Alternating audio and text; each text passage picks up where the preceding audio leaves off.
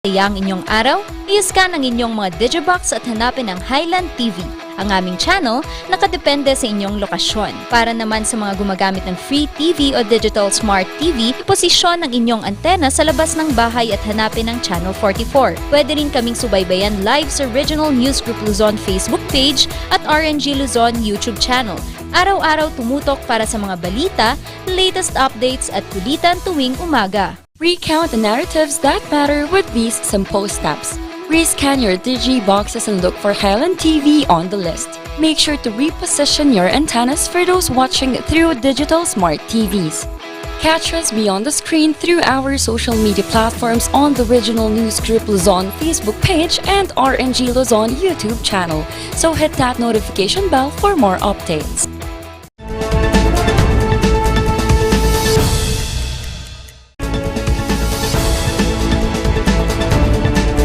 Narito na ang mga nagpapagang balita. Mga nanalo sa Halalan 2022 sa Baguio City, Benguet at iba pang bahagi ng Cordillera, iprinoklama na. Halalan sa buong Cordillera naging payapa ayon sa PNP. Barilan sa Ilocos Sur, ine-imbestigahan na. Mga kakamping sa Cordillera nagprotesta sa harap ng Comelec Baguio. Disqualification case laban kay BBM, ibinasura na ng Comelec Anbank.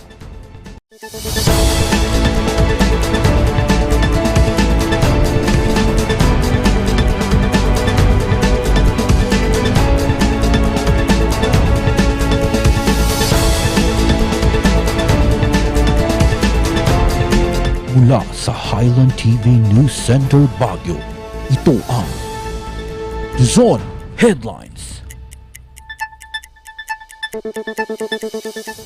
Naimbag na Rabii Amyana na Luzon, hatid namin ang mga pinakabago at may init na balita.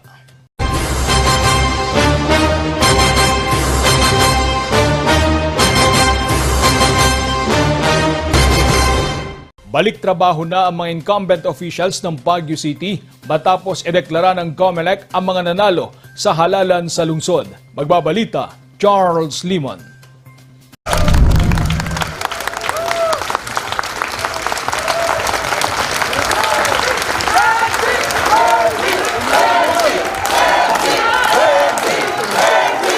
Ganito kainit sinalubong sa Canvassing Center sa Comelec sa Baguio Convention Center ang mga nagwagi sa Halalan 2022 sa lungsod.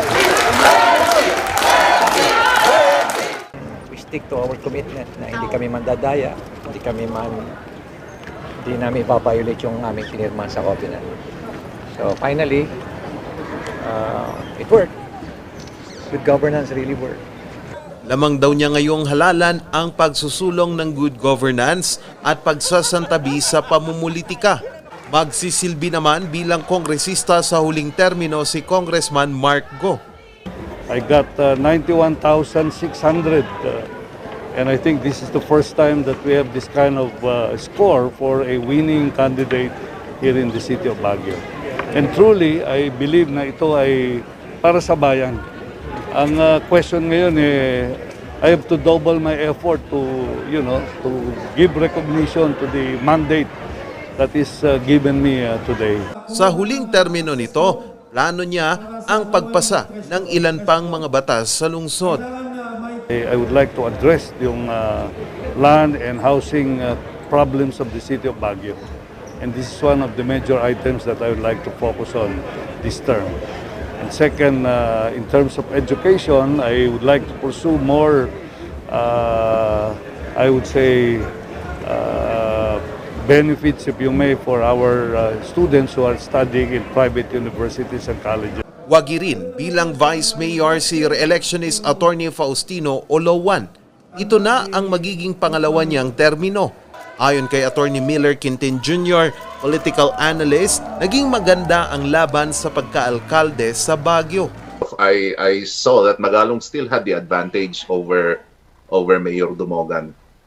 Considering that yung kanyang pagkapanalo last time was really surprising. Although maraming mga batikos kay Mayor Magalong, no, it did not really affect the what do you call this, yung mindset ng mga botantes ng Baguio. To the point na, well, yung mga batikos sa kanya hindi na pinansin yata, no, because ang feeling ng iba is that is what we need, no, political will. Dagdag pa niya na unti-unting nag-iiba ang pananaw ng mga botante sa lungsod. I think because Baguio City is a very cosmopolitan area where there's an admixture of a lot of people, no, coming from different places. Mas kwan ang kanilang selection is, I think, mas critical, no, mas evaluative ang pagpili ng mga tao for their leader, and not they are not bound by yung sinabi ko nga kahapon na nagiging tribal tayo, that just because we belong to a same family, we belong to the same tribal group, that we vote for that particular individual. Sa Facebook post, pinasalamatan ni Atty. Dumogan ang mga sumuporta sa kanya. Anya, kahit naging magkakaiba man ang kanilang kulay sa halalan, dapat importante pa rin ang pagtutulungan para sa ikauunlad ng lungsod. Idinaan din ni Atty. Bilog sa Facebook post ang pag-concede nito. Pinasalamatan niya ang mga tumulong at sumuporta sa kanyang kampanya. Kaninang alas 10 ng umaga, nakumpleto ng bilangin ng COMELEC ang mga boto sa lungsod. Kasunod nito, iprinoklama ng Board of Canvassers ang mga bagong councilors na sina Benny Bomogaw, Jose Molintas, Arthur Aladiw, Betty Lourdes Tabanda, Leandro Yangot, Isabelo Cosalan Jr., Mailen Yaranon, Elmer Datuin, Peter Fianza, Vladimir Cayabas, Fred Bagbagan at si Leia Fariñas. Charles Nicolimon para sa Luzon Headlines. Prenoklama na rin ang mga kandidatong nanalo sa lalawigan ng Benguet. Cityhood ng La Trinidad, tututukan daw ng munisipyo. Magbabalik sa report, Charles Limon.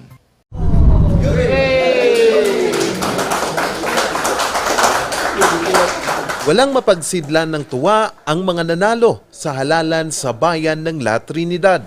On the basis of the foregoing, we hereby proclaim the above-named winning candidate as the duly elected municipal mayor of La Trinidad, Benguet. In witness whereof, we have affixed our signatures and imprinted our thumb marks in La Trinidad, Benguet this May 10, 2022 at 9:30 a.m. Congratulations, Mayor. Unang iprinoklama si re-electionist Mayor Romeo Salda. And for the campaign of 45 days, we would like to thank the Lord for giving us strength, good health, that we have overcome the 45 days campaign. And for our programs, we'll be continuing all the projects that we have started for the last term.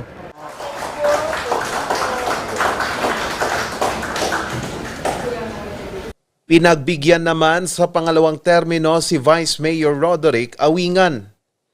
So hindi, actually ibang-iba yung campaign period na to. Ibang-iba basically kasi we still have the COVID-19. Number 2, kalahati ng 45 days, halos umuulan. So almost 25 or 30 days siguro, half day lang siya, umaraw. Then afterwards sa hapon, medyo nag-iba. But again, isa lang naman yung hinahanap ng tao, yung trabaho. Yung trabaho siguro nagawa ng ating mga municipal officials. Sa pagkapanalo nila, tututukan ngayon ang cityhood ng La Trinidad. I pray that the bill of Congressman Eric Guyat, that all capital town of province will be a city, yan po ang dapat na ituloy niya. Since La Trinidad is the capital town of Benguet, hope and pray na matutuloy na ang cityhood ng La Trinidad. Of course, lahat naman siguro ng munisipyo would want to become a city. Number 1, para tumaas yung mga share natin from the national taxes, yung share natin, tataas yun. At pagtataas naman yung income ng municipality, basing sa sharing natin sa national government, basically, that would redound to more programs, projects, and activities for our municipality. Iprinoklama na rin ang mga nanalong konsehal ng bayan. Isa sa mga bagong mukha sa konseho ngayon ay si Barangay Captain Belmer Ellis ng Barangay Bahong La Trinidad, Benguet. It's very touching, no, na as the punong barangay ang Barangay Bahong, here becomes again a big challenges to be here. Dito ayan tayo munisipyo ng La Trinidad. Ayan, and thank you to all the supporters, the campaigners, and all the help na ito kanya ako. Tapos na ang bilangan sa buong lalawigan ng Benguet. Sa pagka-congressman, wagi si Eric Yap. Nakakuha ito ng boto na 123,801.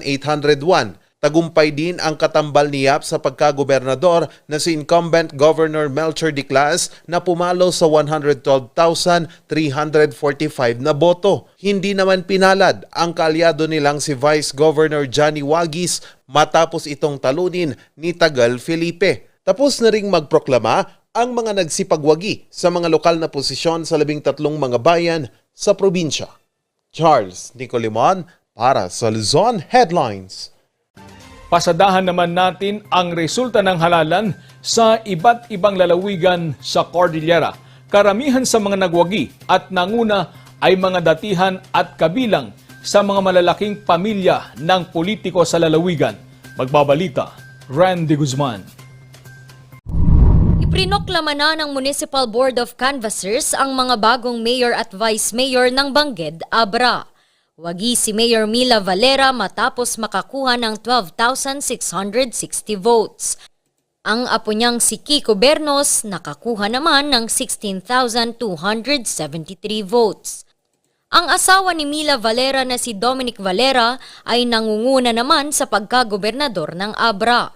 Pangalawa sa kanya ang dating gobernador na si Kit Bersamin. Sa pagkabise-gobernador, napanatili ni dating Abra Governor Joy Bernos ang kanyang malaking lamang laban kay Chari Bersamin at Roger Luna. Sa Mountain Province, nangunguna pa rin si re-electionist Congressman Maximo Dalog Jr. Malaki rin ang agwat ng botong nakuha ni incumbent Governor Bonifacio Lacuasan laban sa kanyang katunggali na si Albert Padayos. Sa Ifugao, wagi bilang governor ang re-electionist na si Jerry Dalipog. Wagi naman sa pagkabise-gobernador si Glenn Prudenciano. Higit kumulang 6,000 boto ang lamang niya kay Pedro Mayamo. Sa pagka-congressman, napanatili sa pwesto ang veterano sa politika ng Ifugao na si Solomon Chongalaw. Sa lalawigan ng Kalinga, panalo bilang bagong governor si James Eduba. Ang dating governor na si Josel Baak ay nanalo naman bilang vice governor. Nananatili ring kinatawan ng lalawigan si incumbent Congressman Allen Jesse Mangawang. Sa Apayao, unopposed sa pagka-governor si Butsi Bulot. Unopposed din sa pagka-congressman si Lea Bulot Bigtang. Dikit naman ang laban sa pagitan ni Remy Albano at Myla Ballesteros sa pagka-vice governor. Randy Guzman para sa Luzon Headlines. Sa kabuuan ay naging mapayapa pa rin ang pagdaraos ng halalan sa rehiyon ng Cordillera kahit may mga natukoy na election hotspot. Magbabalita, Charles Limon.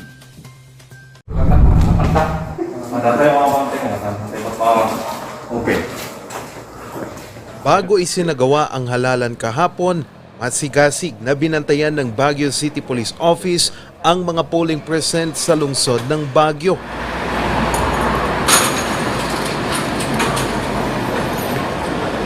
Tiniyak kasi nila ang seguridad sa mga presinto at mga vote counting machine. Ang trabaho naming pulis, security po, perimeter security. And kung may nangyari po sa ating polling precinct, kailangan muna namin ng pahintulot galing sa ating COMELEC officials for us na makapasok sa ating vicinity of the polling. Wala po tayong, tulad nga ng sinabi ko, wala po tayong mga election-related na violence na naidala kahapon, pero patuloy pa rin po ang pagbabantay ng ating ng inyong Police Regional Office Cordillera.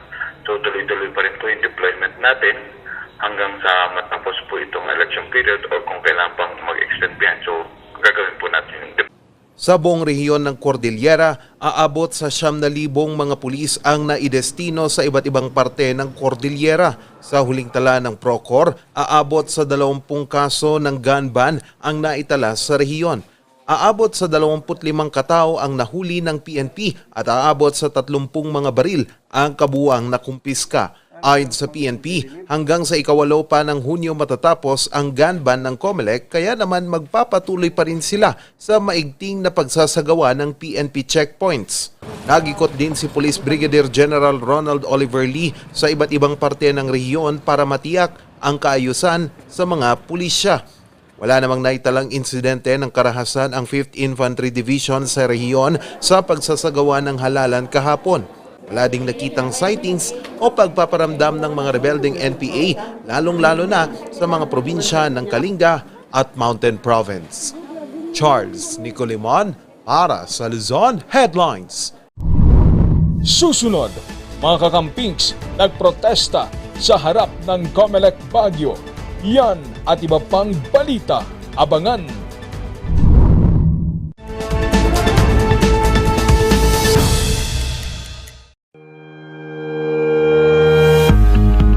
The Baguio Country Club, the first and only 5-star mountain resort in the Philippines, is fully equipped and ready to welcome you back. The club has thoroughly worked on adapting to the new normal. The usage of any of the facilities and amenities of the club is governed with specific rules, regulations, and procedures in accordance to the medical, physical distancing, and disinfecting protocols. And as you return back here to your second home and make new memories with us, we assure you that at the Baguio Country Club, you do not have to worry because we can assure you that the club continuously puts great importance to the health, safety, and wellness of its members, guests, and employees. Coronavirus. Dahil dito, may mga bagay na hindi mo na magagawa. Ngunit, may katuwang ka. PDA or Pau de Arco Herbal Capsule na may antiviral quercetin at immunity booster. Mag-PDA or Pau de Arco Herbal Capsule araw-araw para iwas sakit, iwas virus. PDA. Proteksyon, depensa, alay sa kalusugan. PDA or Pau de Arco Herbal Capsule is available in all leading drugstores nationwide. Another quality product of Aldrich Corporation.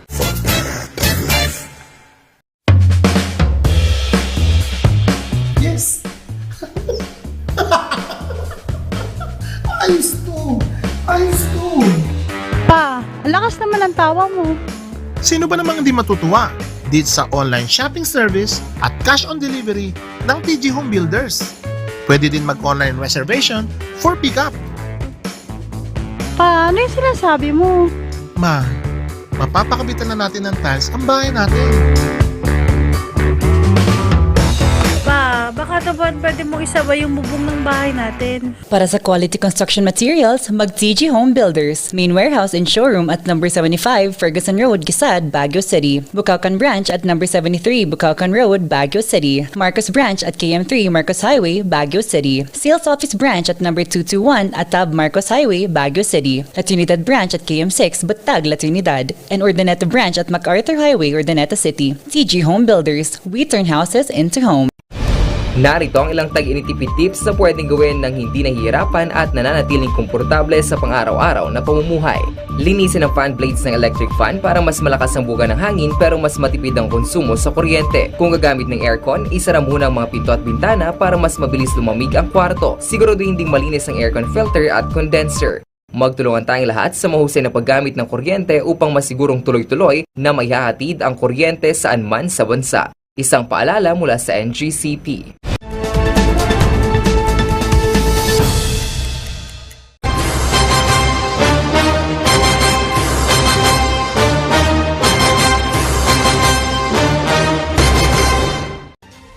Hindi pa man natatapos ang bilangan, nagprotesta na ang mga taga-suporta ni Presidential Aspirant Leni Robredo. Aligasyon nila may naganap na pandaraya sa halalan. Pagbabalita, Ren de Guzman. Never Never again! Never again to martial law!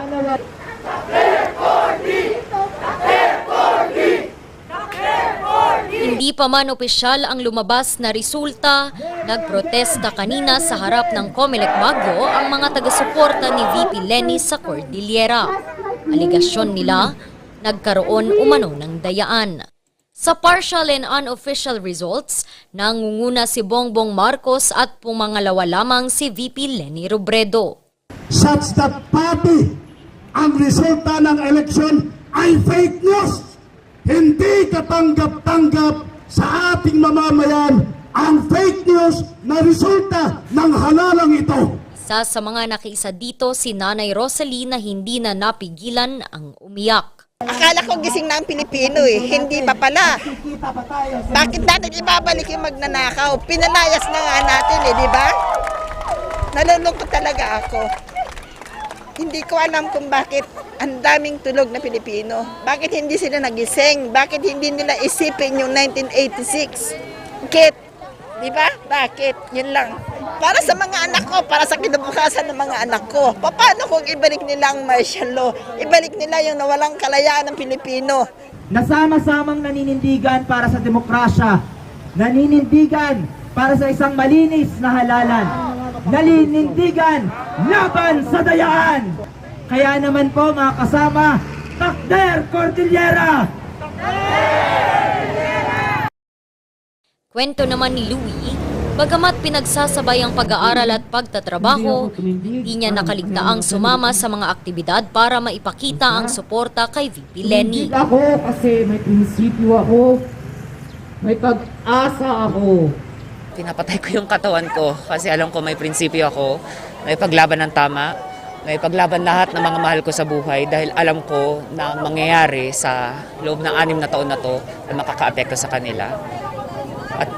At hindi lang actually sa kanila, sa mga anak din nila dahil posibleng may mga mangyari na multi-generational actually ang maging epekto. Hindi tayo papayag na ganito pa rin ang mangyayari sa 6 na taon na susunod.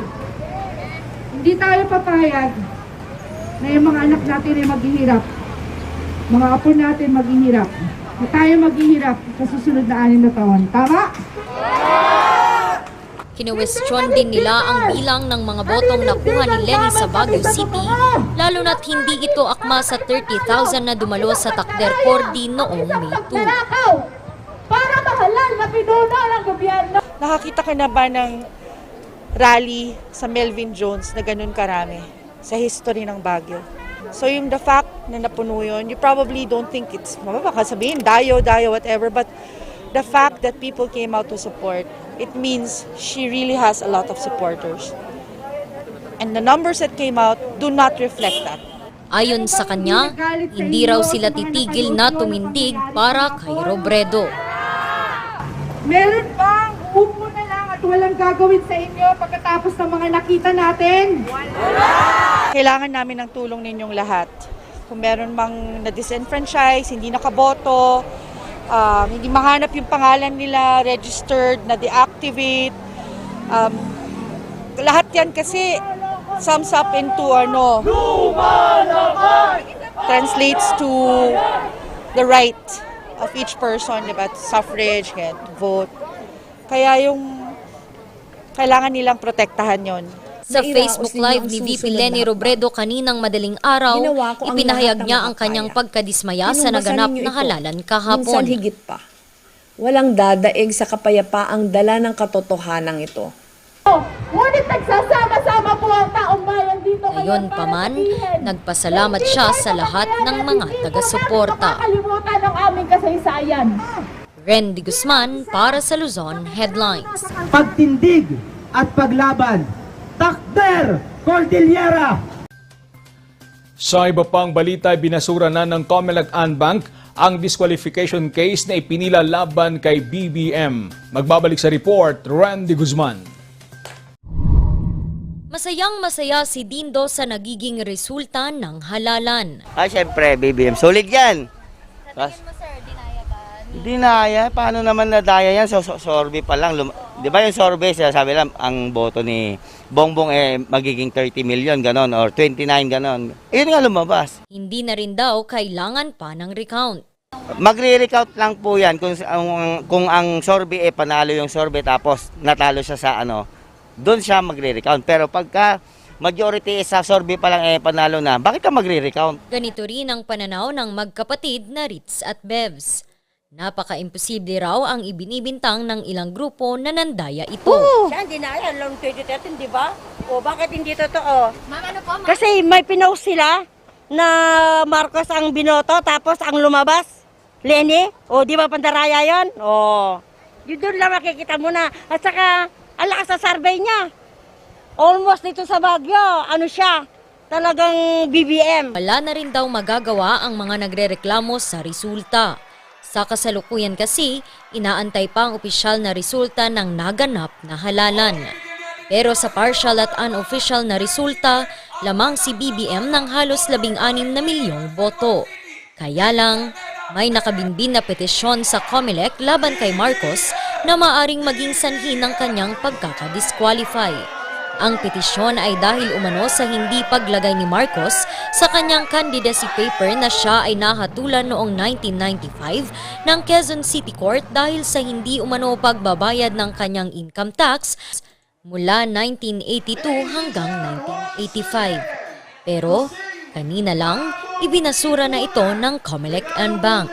Sa 30 pahinang desisyon ng mga ito, nakasaad na ibinasura nila ang apela dahil walang bagong isyu na maidagdag ang mga ito sa kanilang inihaing argumento at reklamo. Hindi rin daw sapat ang mga basihang kanilang ipinasa sa COMELEC and Bank. Ren de Guzman para sa Luzon Headlines. Sa kabila ng nangyaring barilan, halalan sa buong Ilocos Sur, iginiit na naging payapa. Ang kwento, susunod na.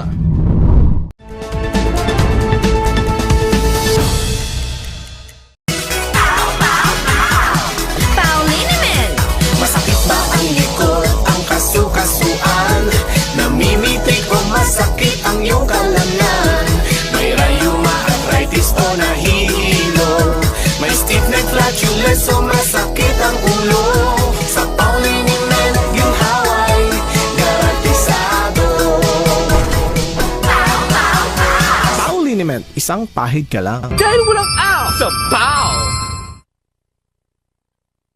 Sa milk tea ng batang 90s, taratati ng itrahay. Ang batang 90s milk tea, di ka magsisisi, promise. Sa milk tea ng batang 90s. Mazar Music offers a complete line of musical instruments.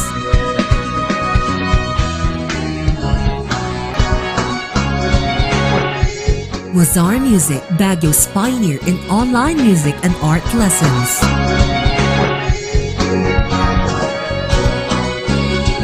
Mazar Music, bringing music closer to your hearts.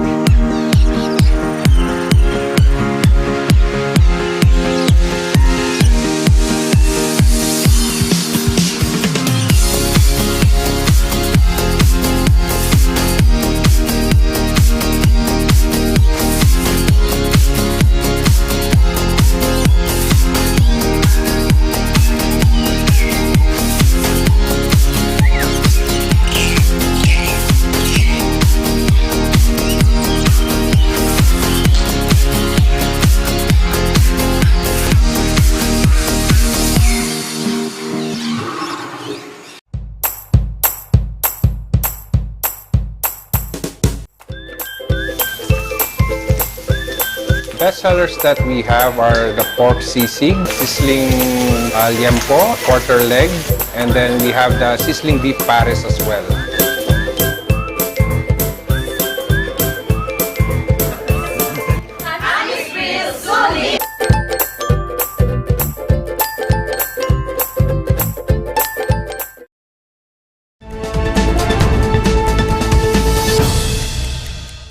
Bagamat nagkaroon ng insidente ng barilan sa Magsingal, Ilocos Sur, ilang araw bago ang botohan, naging mapayapa naman daw ang mismong araw ng halalan.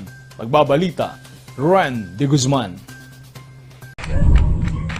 Sa videong ito makikita ang ilang mga kalalakihang hawak-hawak ng mahigpit ang isa pang lalaking kinilalang si Corazon Rica Fuller, kapitan ng Barangay Labot, Magsingal, Ilocos Sur. Maya-maya pa ay pilit na kinukuha ang baril umano ng kapitan pero di nagtagal ay pinakawalan din. Makalipas lamang ang ilang minuto, Awanti ko ma! Dito!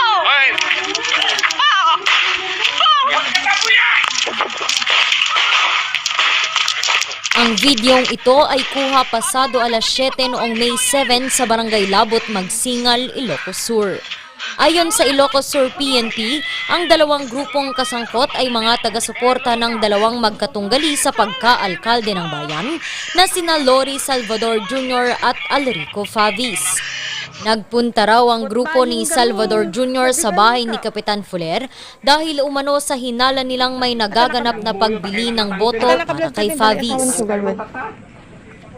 Pumunta sila doon without asking the police to escort them para sana may kasama sila.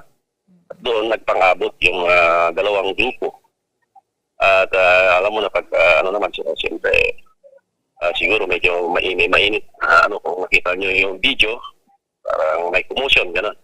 Sa pag-confront nila doon sa mga sinususpect nila na nagbubutbaying, particularly si yung barangay kapitan doon. Matapos ang putukan, nasawi si Larry Paul Harmon Torda, 41 years old, Recto Bakdayan Bagani, 65 years old, Jovito Tomaming Ramos, 61 years old, at William Sican Bulilit, 61 years old. Sila ay kabilang sa kampo ni Lori Salvador Jr. Sugatan naman sina Chofilo Urota Asin, 39 years old, Kenneth Salvador Siatris, 40 years old, Albert Azcuesta Bañez, 39 years old, at Romnick Villanueva, 25 years old. Statement na ng mga info, nagkaputukan na at hindi na rin nila alam kung kabilaan na yan kasi sa magkabila yung partido na may mga wounded at saka may namatayan. So, ibig sabihin, nagkaputukan sila. Hindi pa nila matiyak kung sino ang unang nagpaputok ng baril. Patuloy din ang pagkalap ng karagdagang mga ebidensya para mapanagot ang mga may sala. Bukod sa insidenteng ito, wala nang naitalapang ibang election-related crimes sa Ilocos Sur kahapon. So para kahapon, wala naman nang nangyari na any commotion dahil nalagyan na nga ng maraming personnel dito sa Magsingal at tumulungin yung counterpart natin sa armed forces, particularly yung mga army. Nag-deploy din sila ng mga tropa nila dito kaya madali ring na-diffuse yung tension dito sa Magsingal. Overall naman is generally peaceful po. Saka smooth naman yung naganap na halalan dito sa Ilocos Sur. Wala rin nahuling lumabag sa liquor gun ban. Ren de Guzman para sa Luzon Headlines. At yan ang mga balitang nakalap ngayong araw. Maraming salamat at muli, magandang gabi po sa ating lahat.